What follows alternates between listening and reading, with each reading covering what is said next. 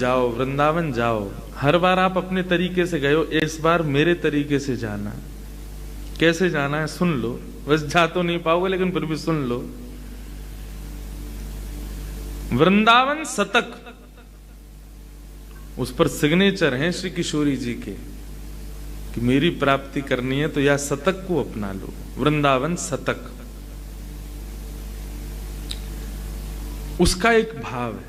वृंदावन रहो, बरसाना रहो या ब्रज में जाओ तो कैसे जाओ। भ्रातः तिष्ठ टले टले विटपिना ग्रामेषु भिक्षामटः स्वच्छन्दं पिबयामुनं जलमलं चीराणि कण्ठां कुरु सम्मानं कलयाति घोरगरलं नीचपुमानं शुधा श्रीराधा मुरलीरवो व्रज सखे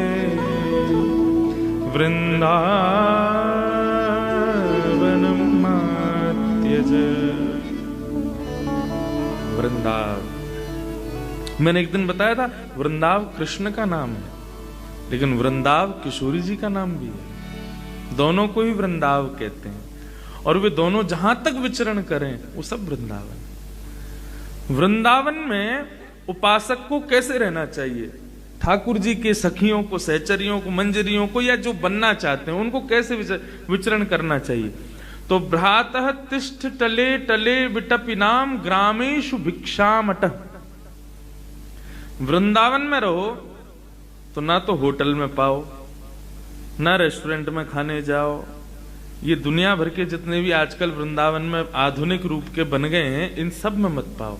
तो क्या करो, बोले किसी भी अनजान ब्रजवासी के यहाँ चले जाओ, भीतर मत प्रवेश करना, बाहर ही रहना, केवल उसका दरवाजा खटखटा देना, वो आवे तो उससे बोल देना हम श्री श्यामाजू के दास हैं, श्री किशोरी जी के दास हैं, आप कृपा करके मुकु कछु अपने घर की प्रसादी मुकु दे दो। ग्रामेषु भिक्षामटः,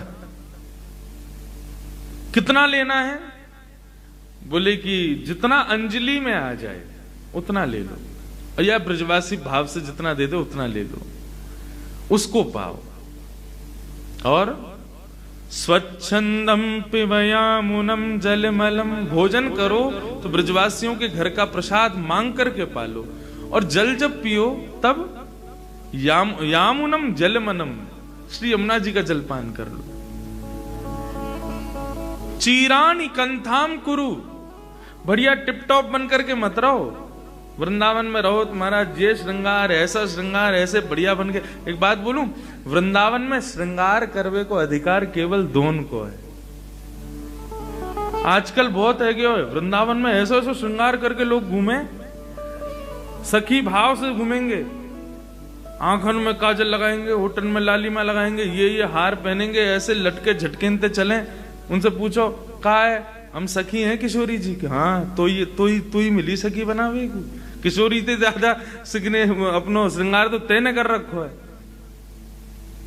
वृंदावन में रहो तो कैसे रहो, अत्यंत साधारण, ज्यादा टिपटॉप बन के मत रहो। चीराणी कंथाम कुरु, साधारण वस्त्र पहनो, बल्कि यहां तो ये कह रहे हैं कि चीरों को इकट्ठा करके उसका कोई वस्त्र बना के वो धारण करके रहो। चीराणी कंथाम कुरु। और फिर क्या होगा, जब आप ब्रजवासियों के घर का प्रसाद पाओगे, केवल यमुना जल पियोगे, चीर पहन करके रहोगे, तो उसके बाद एक चीज शुरू हो जाएगी वृंदावन में। क्या? सम्मानम कलयाति घोर गरलम। ब्रजवासी आपका सम्मान करने लग जाएंगे, भक्तगण आपका सम्मान करने लग जाएंगे। अरे भाई बहुत बढ़िया रहते हैं, देखो क्या नागपुर से आए फिर भी देखो क्या चीर पहन के रहते हैं, साधारण वस्त्र पहन के रहते हैं, ब्रजवासियों के घर का प्रसाद, शीत प्रसाद ही पाते हैं, यमुना जी का ही जल पीते हैं, तो लोग आपका सम्मान करेंगे, आपकी प्रशंसा करेंगे। वृंदावन शतक कहता है वो महाविष के समान है, उससे बचो, सम्मान से बचो। जितना हो सके उससे दूर रहो। आपको एक बात स्पष्ट कहूं, कोई यदि आपकी सेवा की भी प्रशंसा कर दे ना, उस समय में उनके सन्मुख तो देखो कुछ रूप मत बनाना, कुछ भाव मत रखना, क्योंकि देखो कोई अगर भाव से कह रहा है तो उसको ये नहीं लगना चाहिए कि देखो मेरी बात का कितना अनादर किया, कहीं उठ के चले जाओ या कुछ। लेकिन सुन करके फिर श्यामाजू से जाके क्षमा मांग लेना, हे श्यामाजू मैं तो जानू ना मैं कछु ना कर पाऊं, ये जो भी मेरी सेवा की प्रशंसा कर रहे हैं, जो भी मेरी कथा की प्रशंसा कर रहे हैं, जो भी मेरे भाव की प्रशंसा कर रहे हैं, इन सबन के प्रशंसा से मैं आपको क्षमा मांगू। सम्मानम कलयाति घोर गरलम, वो विष के समान है, उसको छोड़ दो, उसमें ज्यादा इच्छा मत रखो कि मेरी प्रशंसा बहुत हो। और नीचपुमानम क्षुधा, यदि कोई तुम्हें गाली दे दे, तुम्हें ढोंगी पाखंडी कह दे, तुम्हें पागल कह दे, तुम्हारी सेवा की निंदा कर दे या तुम्हारे भाव की निंदा कर दे, तो उसको अमृत के समान समझ करके स्वीकार कर लेना। नीचपुमानम क्षुधा। श्री राधा मुरली रवो ब्रज सखे, वृंदावनम मात्यज। आहा, ये कुछ नियम हैं, इन नियमों को अपना लो, परंतु वृंदावनम मात्यज, वृंदावन को मत छोड़ो। ऐसे प्रसादी पाओ, ऐसे जल पाओ, ऐसे वस्त्र धारण करो, इस प्रकार से रहो, लेकिन वृंदावनम मात्यज, ऐसा भाव। तो वो संत मथुरा में रहते थे, नामनिष्ठ संत थे, बहुत भजन करते थे, सेवा विवाह में उनकी ज्यादा रुचि नहीं थी। सेवा करना बड़ा मुश्किल काम है। हाँ, पहले खुद उठो, फिर खुद नहाओ, फिर इनको उठाओ, और उठते नहाते नहीं है, फिर दूध पिएंगे, हाँ, फिर उसी में लड्डू पालेंगे, और कई बार तो नहावे तो पहले ही नाश्ता कर ले, सब कर आके फिर इनकी इच्छा हो तो इन्हें नहवाओ, नहीं तो ऐसे ही तैयार कर दो। बहुत सेवा है। और फिर जल्दी से इनको ही भोग लगाओ, फिर स्वयं पाओ, फिर इनको सुलाए दो, जब ये सो जाए फिर स्वयं सो। हर चीज में पहले इनको निवेदन करना पड़े। तो वे नामनिष्ठ संत थे, नाम में उनकी रुचि। एक दिन वो रोज ब्रजवासियों के यहाँ जाते थे और आटे की भिक्षा लेके आते थे, और आटा ला करके उसमें यमुना जल मिला के उसको गूंद के उसी का टिक्कर बना के पका के बढ़िया प्रेम से ठाकुर जी के नाम रूप को ही स्मरण करके उसका भोग लगा के रूखे आटे की रोटी टिक्कर ही पाते थे। ये उनकी सेवा, और वो भी इसलिए पाते थे ताकि इतना मिल जाए ताकि जासे मैं भजन कर सकूं। लेकिन वो जिस मैया के यहाँ जाते थे नित्य सेवा के लिए, वहां पर ठाकुर जी को मदन मोहन स्वरूप विराज रहे हो। आज भी हैं मदन मोहन लाल जी। मदन मोहन स्वरूप को भाव आयो कि इन बाबा से सेवा स्वीकार करनी है। और ये लाल जी की बड़ी लीला है, जाए सेवा को ABCD भी ना आवे, वाकई यहां से सेवा ले लें। जैसे कि मैं मौसम बिल्कुल सेवा ना आती, एक समय की बात पर। आज बंधुओं संवाद चल रहा है, अब एक आध घंटा में तो जानो ही है, तो फिर अब क्या शुरू करूं, इसलिए बात वार्ता ही कर लें हम। इनकी सेवा मुंह पे आती नहीं, श्रृंगार कैसे होता है मैं जानता ही नहीं था। अच्छा एक बात और, बड़े स्वरूप का श्रृंगार करना बहुत आसान है। हाँ, वो तो दिखता है ना दूर से कि हाँ नेत्र पास हैं, ठाकुर जी कुंडल सुंदर लग रहे हैं, और उसमें पूरे हाथ चलते हैं। इनके सेवा में उंगली चलती है, और यहां से यूं ऐसे, कैसे हो सेवा खुद ही करवाई इन्होंने। ऐसे ही वो बाबा पे मन आ गयो, भिक्षा लेवे के लिए आए, सो मैया ने आटे की भिक्षा दे दी, बाबा जैसे चले गए, सो रात्रि में मैया के स्वप्न में ठाकुर जी प्रकट है गए, रोने लगे। मैया बोली, लाल जी कहा भय हो, मैंने सेवा में कोई अपराध किया? बोले ना मैया, मैं बड़ो प्रसन्न हूँ आपकी सेवा से, लेकिन मेरो मन है रहे हो। कहा वो जो बाबा रोज भिक्षा लेवे आवे ना, मुझको उनसे सेवा लेनी है। मैया बोली तो आज्ञा करो। बोले आज्ञा यही है, कल वो आमे तो उनको भिक्षा के रूप में मुँह दे दियो, मैं उनके संग चलो जाऊं। मैया बहुत रोई, मेरी सेवा में कोई कमी? लाल जी बोले मैया तेरी सेवा पूर्ण है गई, मैं तो नित्य रहूंगा, तू तो कल चली जाएगी, मैं तो नित्य विराजे वा रहा हूं, मैं अपनी आगे की व्यवस्था कर रहा हूं, तो को तो कछु दिना में चलो जानो है, मैं कहां सेवा करवाऊंगा अपनी, तो मोकू बाबा को दे दे। मैया बोली मेरा तो मन न माने, आप मेरे हृदय हैं। बोले प्रभु आप कृपा करो, मोकू उन्हीं को दे दो। दूसरे दिन बाबा जैसे ही पधारे, मैया रोती रोती गई, बाबा तुमने कहा कर दियो, कोई टोना टोटका कियो? बोले कहा मैंने कहा कियो मैया? अरे मेरो लाला रो रहा है, रात भर रोयो कि मोकू बाबा के पास जानो, उनके पास ही रहूंगा, उनसे सेवा लूंगा। मैया कहाँ है ठाकुर जी? बोले भीतर विराज रहे हैं। ठाकुर जी बोले आप रात्रि सपने में आज ठाकुर जी आवे तो कह दियो मुंह पे सेवा वेवा ना आवे, और ना मुंह पे जगह ने बिठावे की, सुलावे की, खिलावे की, मुंह पे कछू ना है। भोजन के नाम पे केवल या सूखे आटे में यमुना जल मिला के वही की टिक्कर बना के पाऊं मैं, अगर इनको स्वीकार हो, मेरी कुटिया में न एक सी जगह बा में बैठनो स्वीकार हो, न सैन सैया है, कछू ना है मेरे पास, ये सब व्यवस्थाएं मेरी हैं, यदि इनको स्वीकार हो तो ले जाऊंगा, नहीं तो मैं अपनो नाम जप में ही प्रवृत्त रहूंगा। भैया ने कही हाँ तुमने बढ़िया बताई, बढ़िया मैं बता दूंगी, बहुत बुरी व्यवस्था है, मना कर दू मत जा। रात्रि में ठाकुर जी प्रकट हुए, मैया तेने दियो नहीं? बोला अरे बाकियां कछु व्यवस्था ना है, छोटी सी कुटिया में रे भोजन पानी कछु करे ना है, तुम्हें कछु खवावेगो ना, तुम्हें 8-8 बार भोजन करनो दिन में। कल हमारी समधन कह रही है, इतने बड़े बड़े उनके सामने, श्रीनाथ जी के सामने वो हमें मोहन थार, सागर और एक आध नाम है भर भर के हमें। गोवर्धन पूजा पे तो नियम है जब तक ठाकुर जी की नाभि ना ढक जाए इतना ऊंचा ऊंचा भोग लगाओ ठाकुर जी के आगे, कितनों खावे, फिर वो या को पेट ना भरे, 8-8 बार पावे दिन में, खावे को बड़ो प्रेमी। बोले तुम इतना खाओ, बाबा कैसे खवावे को?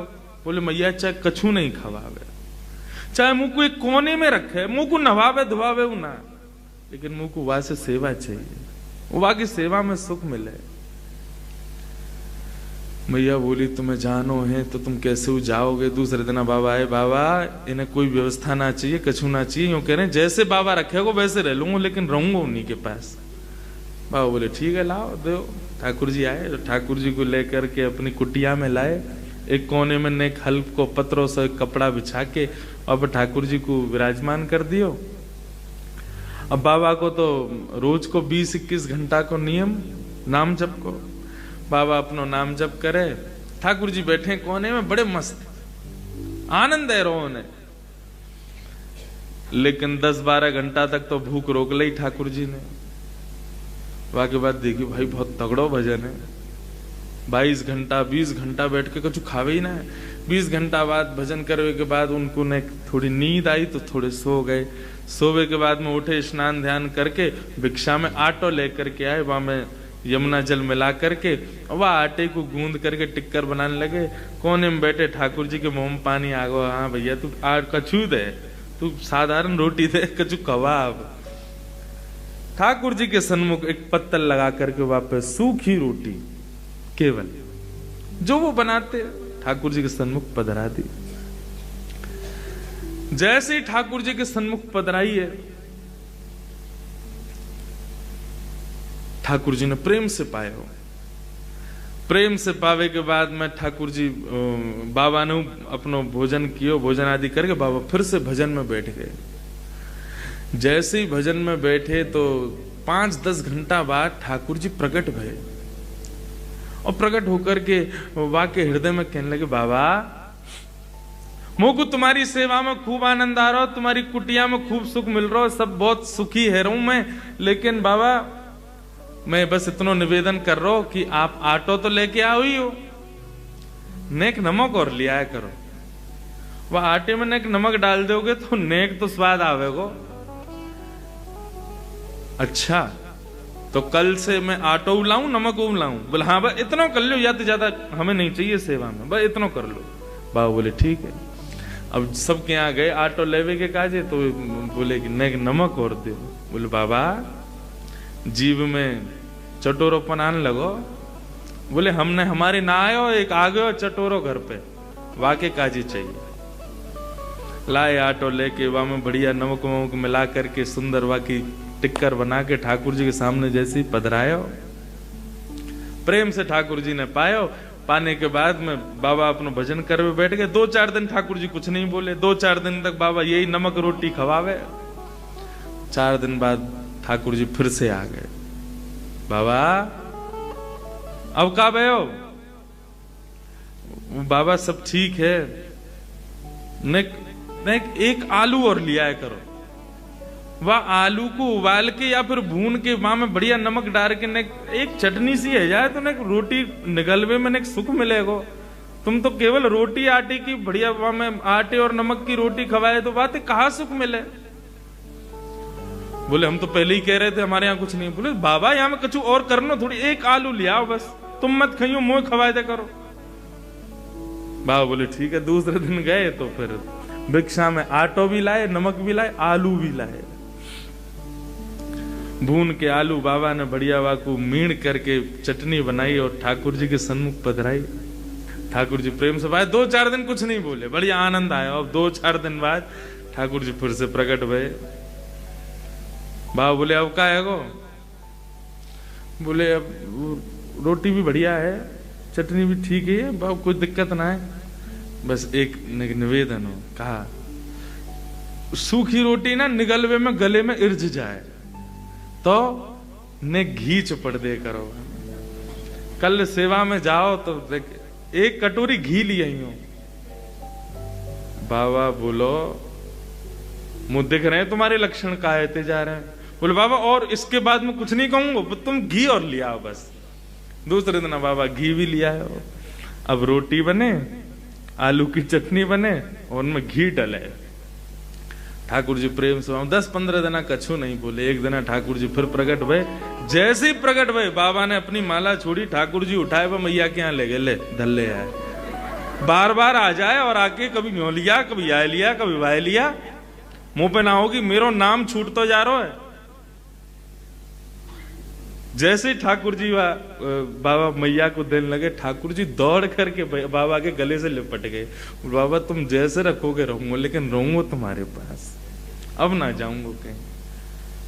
कैसे कृपालु है, कैसे दयालु है नाथ। हमारी कैसी भी सेवा हो, वो हम पे कृपा है ठाकुर जी की। धीरे धीरे हम सेवा में बढ़ोतरी करें, धीरे धीरे सेवा में कुछ सुंदर प्रदान करें, लालचीबा को स्वीकार करें, लेकिन फिर भी हम कैसी भी कर दें, ठाकुर जी कभी कुछ शिकायत ना करें।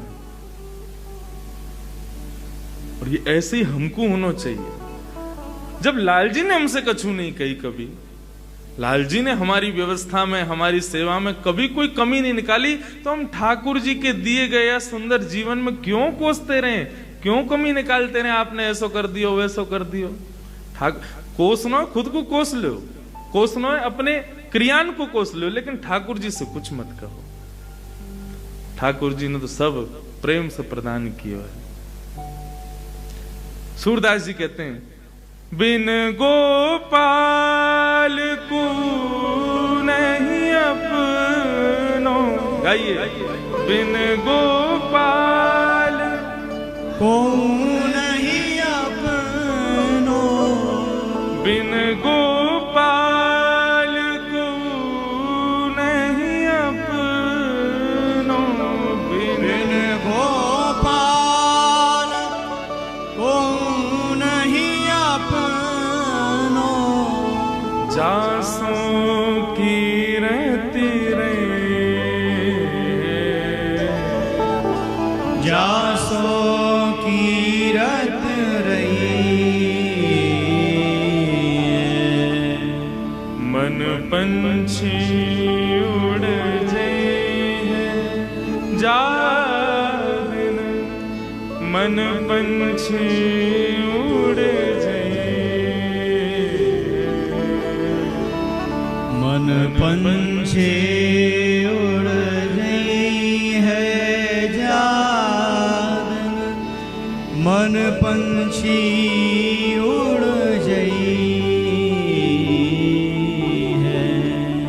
ता दिन तेरे तन तरुवर के, ता दिन तेरे तनु तरुवर के,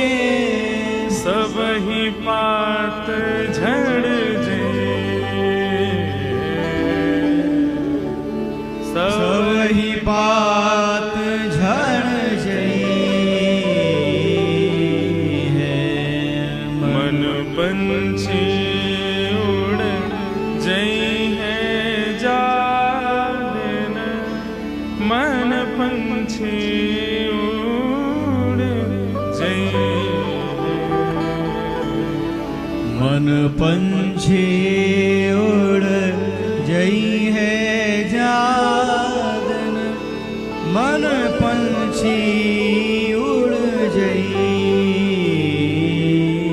है।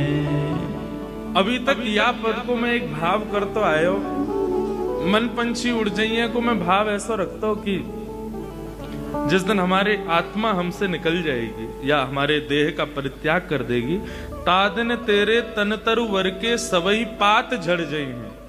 ये तन रूपी जो वृक्ष तुम्हारा है, इसके सवई पात, पात माने इच्छाएं।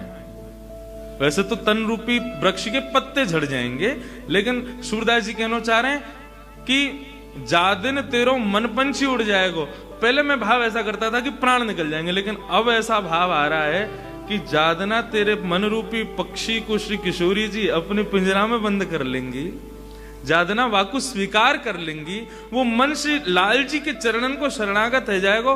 तादन तेरे तन तरवर के सवई पात, मतलब समस्त इच्छाएं झड़ जाई हैं। फिर कछु ना सुहावेगो। फिर तो ये बिन गोपाल को नहीं अपनो। श्रीमद् भागवत में सबसे पहली स्तुति है श्री कुंती जी की, और वो कुंती की स्तुति में एक बात ऐसी है, केवल एक शब्द ऐसा है जिस शब्द की वजह से 18,000 श्लोकों में सर्वश्रेष्ठ श्लोक वही माना जाता है जो कुंती ने गाया है। और वो शब्द ही सुन लो केवल, क्या है वो कह रही है, त्वयैव नाथेन मुहुः विपद्गणा। त्वयैव नाथेन। श्री श्यामा जी को, ठाकुर जी को सबसे ज्यादा कष्ट कब होता है? जब उनका सेवक, उनका अर्चक, उनका दास जब यूं कहे कि मैं तो अनाथ हूं, मेरा कोई ना है, तब किशोरी जी, ठाकुर जी को सबसे ज्यादा बुरा लगे। यानी ये बात कह कैसे दई? जब हम बैठे यहाँ के माथे तो फिर यूं क्यों कह रहे हो कि मेरा कोई ना है? यूं कहता हूं, हाँ संसार में मेरा कोई नहीं है, यदि कोई है तो केवल श्यामा जी मेरी हैं, केवल ठाकुर जी मेरे हैं, बिन गोपाल को नहीं अपनो। श्री कुंती जी कहती हैं त्वयैव नाथेन। हम सब कहते हैं तुम हमारे थे प्रभु जी, तुम हमारे हो, तुम हमारे ही रहोगे ओ मेरे भगवान। लेकिन कुंती क्या कहती है? इस संसार में आप ही केवल मेरे हो। हम कहते तो हैं लाल जी हमारे हैं, लेकिन ये कौन है? बोले ये मेरी पत्नी है। ये कौन है? ये मेरी बेटी है। ये कौन है? ये मेरे सब परिवार के लोग हैं। इनको भी तो तुमने मेरे की उपाधि दी रखी है। ठाकुर जी कहते हैं जब ये सब तुम्हारे हैं तो फिर मैं तुम्हारा। इतने सारे लोगों ने एक हृदय में कैसे रखोगे? प्रेम गली अति सांकरी तामे दो ना समाये, एक ही आमेंगे। लाल जी हृदय में आमे क्यों ना, वो पहले ही झांक ले। अच्छा ओ भाई इतने सारे भर रखे हैं आने, उन्हें एक सी गली में भिज गए सबरे, पहले सबन को निकार।